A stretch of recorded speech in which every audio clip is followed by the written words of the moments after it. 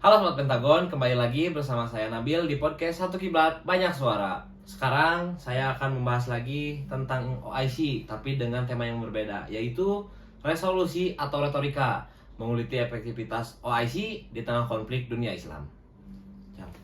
Ya, selamat datang Asep, Nara, dan Nafisa. Kenapa kita cuma berempat, pemirsa? Karena Eki-nya sakit, berhalangan datang untuk hadir di podcast kami. Tapi nggak apa-apa, kita berempat juga akan terus bisa membahas tentang OIC ini ke depannya. Tinggal tonton aja sampai selesai. OIC yang berdiri sejak 1969 punya tujuan besar jadi suara kolektif dunia Islam dan memperjuangkan perdamaian serta keadilan bagi umat muslim. Tapi pertanyaannya, sejauh mana OIC benar-benar efektif dalam menyelesaikan konflik yang terus berulang seperti di Palestina, Suriah, dan Yaman?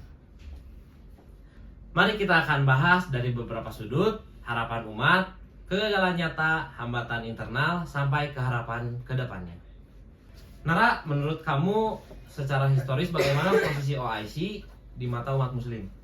Nabil, OIC dilihat sebagai simbol solidaritas Islam. Dulu pendiriannya setelah insiden Masjid Al-Aqsa diserang, bikin banyak yang berharap ini akan jadi alat diplomasi bersama untuk umat Islam. Tapi ekspektasi itu sering gak sesuai realita, apalagi saat konflik besar muncul.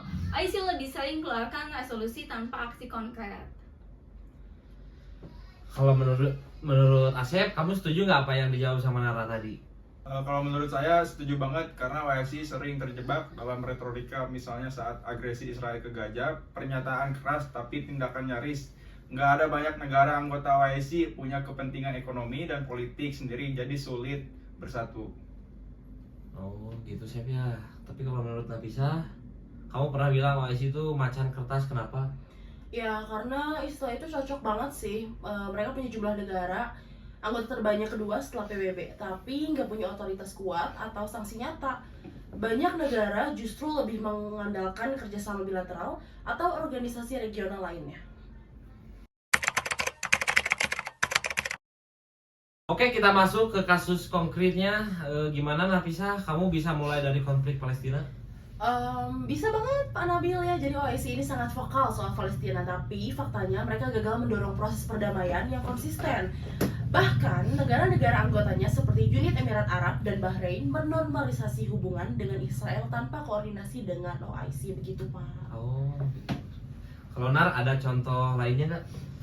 Ada Bill, Suriah contohnya. Sejak konflik pecah 2011, OIC men-skor keanggotaan Suriah. Tapi baru Maret 2025, ini mereka diterima kembali. Itu pun bukan hasil mediasi OIC, tapi karena dinamika politik di kawasan. Jadi OIC lebih reaktif daripada proaktif.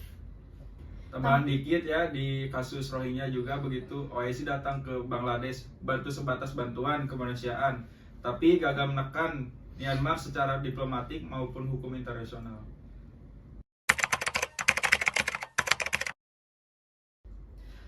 Langsung kita ke hambatannya. Kenapa sih OIC seolah lumpuh kalau berhadapan dengan krisis? Gimana Sep?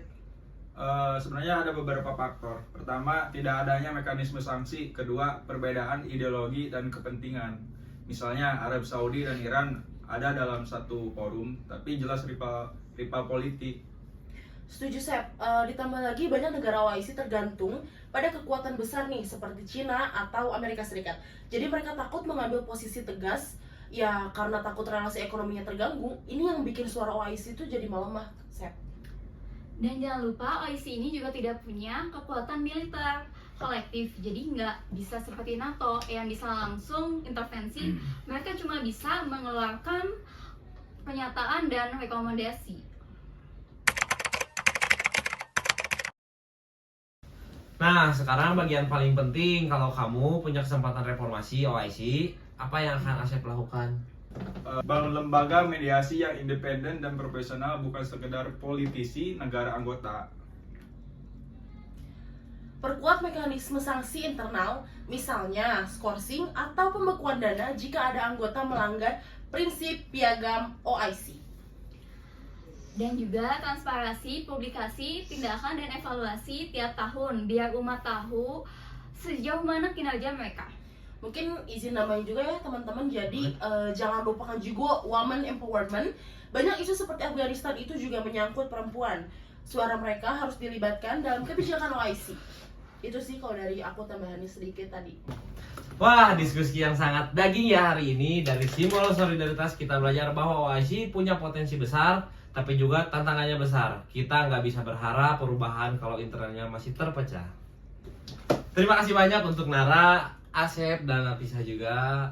Dan terima kasih wawasannya. Sampai jumpa di episode selanjutnya. Dan jangan lupa tetap nonton kita di podcast Satu Kiblat Banyak Suara. Terima kasih.